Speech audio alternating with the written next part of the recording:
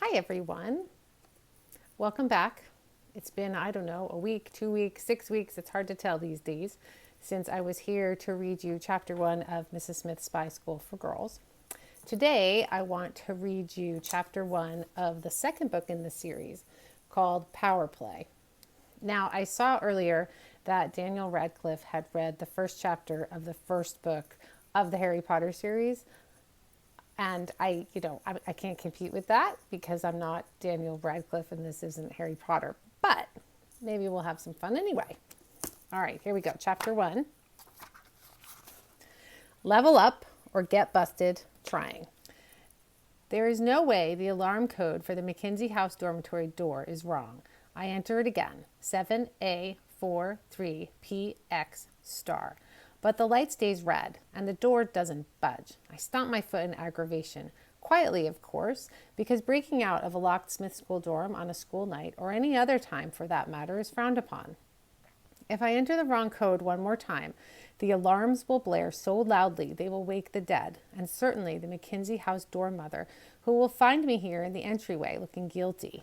Toby swore by this code sequence when he slipped it to me on a piece of paper in the dining hall earlier today. He even went so far as to give me a shaky thumbs up and a slightly nauseous-looking smile. I smiled back, feeling it wasn't appropriate to mention that he looked like he'd been run over by a bus. After all, Toby's one of my best friends, and he did spend 24/7 for a week hacking the new alarm code generator before his dorm master noticed he wasn't showering or changing his clothes, which is gross, and Toby ended up doing a lot of dancing before the interim headmaster, who remained unconvinced of his innocence. But now it seems the effort was for nothing. I have to go out the window anyway. The dorm is dark and smells like leftover pizza and this weird organic cleanser they use in the bathroom. That was one of the interim headmaster's changes. Plus, she got rid of the gooey, creamy joy and happiness that was the dining hall's macaroni and cheese. Who does that? It was the only edible thing they made. So what if it had zero nutritional value? Now they serve quinoa. We might as well eat cardboard. It has more taste. I slip into Izumi's first floor room. My room is on the fourth floor. To rappel out of the fourth floor window, a girl needs to tie together 4 sheets, increasing the risk of grave personal injury exponentially over, say, the first floor window. Izumi lies on her back, jaw slack, snoring like a freight train. I'm silent as the night until I trip over her rugby uniform in a heap on the floor and crash headlong into the bed. Abby, she barks before her eyes even open. How does she know it's me? As if reading my mind, she says, "Of course it's you. Who else would be wandering around in the middle of the night? What happened to Kobe's code?" "Didn't work," I whisper. Izumi pulls a pillow over her head. "The sheets are in the closet. Close the window when you go. I have a calc exam tomorrow. Good night, go away." I poke her in the thigh. "You're the best," I say. "I know," she grumbles. I dig through her closet and find 2 sheets still tied together from the last time I had to make a midnight window exit. I knot them around the leg of the desk and climb out the window, descending in the cold March darkness to the grass below. Now the interim headmaster got rid of the mac and cheese, and that was bad. But she also fired Betty and Barney, the drooling, vicious, bloodthirsty nighttime guard dogs, and that was good. I'm no longer at risk of being torn to bits by animals lower down on the food chain than I am. I dash around the perimeter of Mackenzie House, make a beeline across the quad, swing to the right of the slushy Kavanaugh family meditative pond and fountain, and pick the lock to one of the many doors into Main Hall. Main Hall is the original Smith School for Children building. Everything used to happen in here, but this preppy paradise has grown. Now we have a science center and a technology building and a black box theater. And here's a tip. If you have money and want guaranteed admission for your kid, the school needs a new hockey rink. Apparently, the old one is looking worn. I creep down the corridor toward the headmaster's office, my heart doing a furious tap dance in my chest. I cannot get caught. Getting caught means I don't capture the Mogollon monster, a giant, smelly Bigfoot with red eyes who just happens to be a silver-level beast. More important, getting caught means I don't level up, and I need to level up because I'm losing, and I hate losing. Just before I round the corner, I hear voices and freeze, plastering myself against the wall. It won't help. Sure, I'm wearing black leggings and a navy Smith School hoodie, but my sneakers are fluorescent orange and stand out against the big, ugly portrait of Channing Smith, the founding father of our school, beneath which I huddle. No way I'm blending into that painting unless I'm a pheasant or a hunting dog. I turn my smartphone face down on my thigh so the green glow from the Monster Mayhem game doesn't give me away. And it looks like my luck might hold despite the code fiasco, because the bodies belonging to the voices don't turn the corner. They stop just short. Headmaster Smith never called us to her house in the middle of the night to chat about school matters. Oh, that has to be Ms. Dunn from the French department, a woman who could easily be mistaken for a parakeet. She's tiny and she squawks a lot. I agree, and if the new headmaster is making the old headmaster look reasonable, well, that's saying something. This is Mr. Lord, chair of the English department. If Miss Dunn is a parakeet, Mr. Lord is a giraffe. I want to giggle at the thought of them together, but I'm busy not breathing and blending into the big ugly portrait. My phone vibrates. The Mogollon monster is close. Do you suppose she ever sleeps? Miss Dunn asked conspiratorially. I don't think so, Mr. Lord whispers. Is she a vampire? Mon Dieu, I certainly hope not. Well, vampire or not, something should be done. This is unreasonable. We have rights. It's the same tone he uses when we butcher Shakespeare in his class. Like when Toby burped in the middle of Lear's soliloquy. That got him tossed out with a warning about controlling one's bodily functions when in the presence of greatness. Did Mr. Lord meet himself or William Shakespeare? We couldn't be sure. Do we have rights? Miss Dunn asks cryptically. Why, of course we do, says Mr. Lord, although he doesn't sound convinced. Perhaps that's true, but let's take this up in the morning. It's late. Good night, Mr. Lord. Good night, Miss Dunn. I risk a peek around the corner. Mr. Lord and Miss Dunn head in opposite directions toward their respective apartments on the upper level of Main Hall. I wait a full 30 seconds before doing a little happy dance. A good spy knows success is in the details, and this overheard conversation reliably puts the headmaster in her house across campus and not in her office where the Mogollon monster hides. I can almost taste victory. I continue, quiet as a cat, down the hallway. Monster Mayhem is all the rage. Earn points by capturing virtual mythical beasts. Catch enough and you level up. Level up and you can buy information about where to find more beasts and weapons to help capture them. And then you level up some more. But keep an eye on your health meter. To stay in the green, you have to be actively capturing beasts. If it drops below red, you lose everything and bounce back to level 1. It's very stressful. Chasing the ta-da that rings out after each capture is a full-time job. At each level, the game gets harder. Bronze level creatures are easy and plentiful. Silver ones are more rare, trickier to catch, and dwell in complicated locations. Gold takes it up a notch. Don't even get me started on the platinum level. That's just pure madness. No one plays platinum. Rumor has it there are bonus rounds at Platinum where you have only a handful of minutes to capture a monster, and if you screw up, you're back to level 1 and a world of bronze. But if you win, total awesomeness. I think so anyway.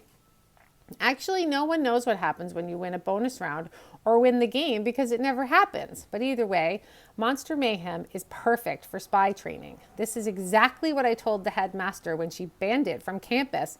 No more ta-das. Confused? A quick explanation.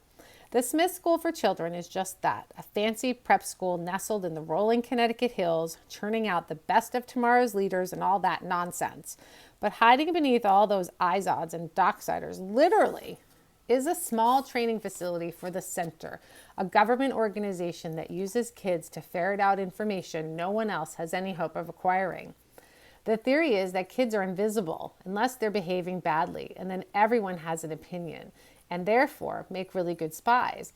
But there are restrictions, and one is you can't be a proper spy until you are 16, which is torture because I'm ready now, and I'd make an amazing spy. Just last year, I uncovered the Center's existence as well as a traitor in our midst. I got really close to catching a notorious bad guy and managed to get the last headmaster sent on sabbatical for using poor judgment. And I discovered my mother was like head spy when I thought she was just a mom. What else does a girl need to do to prove her worth? Of course, as you've probably figured out, the Monster Mayhem Band did not stop us from playing. It's simply a sick twist of fate that the Mogollon Monster virtually resides in the headmaster's office. Most of the monsters around campus are bronze level werewolves. We rarely get something as exciting as the Mogollon, who's worth 100 points and puts my health meter solidly back to green. It might even be enough to bump me up to level 6. Still pathetic, but it's not our fault. We are trapped here. And that limits our opportunities to monster hunt beyond school.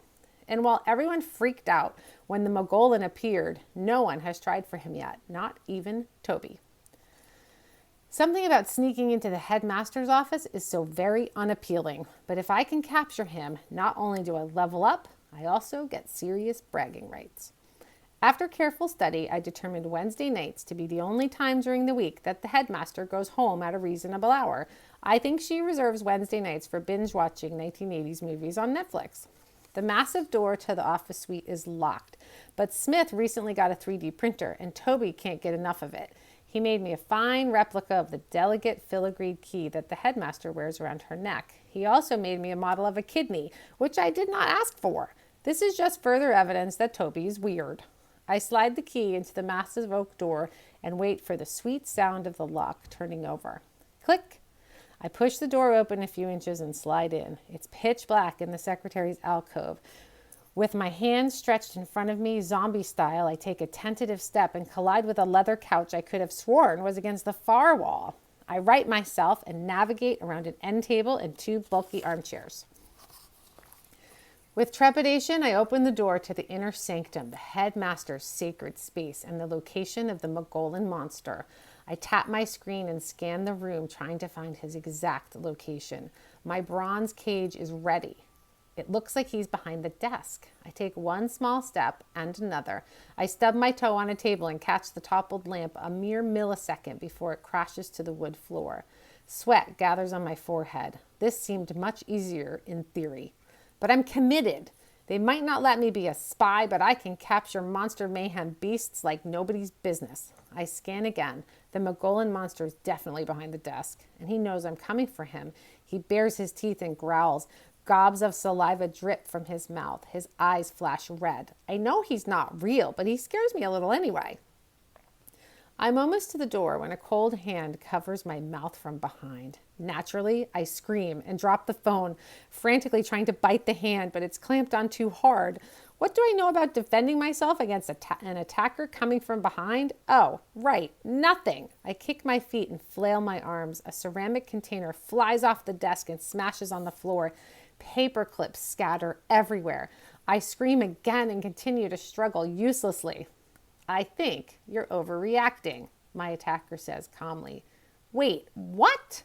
The grip on my mouth loosens and I gasp for air, turning slowly to face the interim headmaster.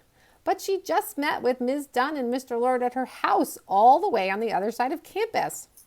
There is no way she could have gotten here this fast. The nervous adrenaline drains away and my shoulders sag.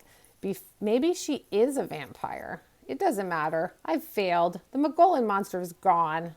Oh, come on, the headmaster says. It's not as bad as all that. It's just some beast. An important beast, I mutter, leaning into her desk, defeated. Can I go? No. She paces in front of the large windows. She never used to pace. She used to chew her cuticles. She's changed. You've got to stop breaking the rules. It makes me look bad.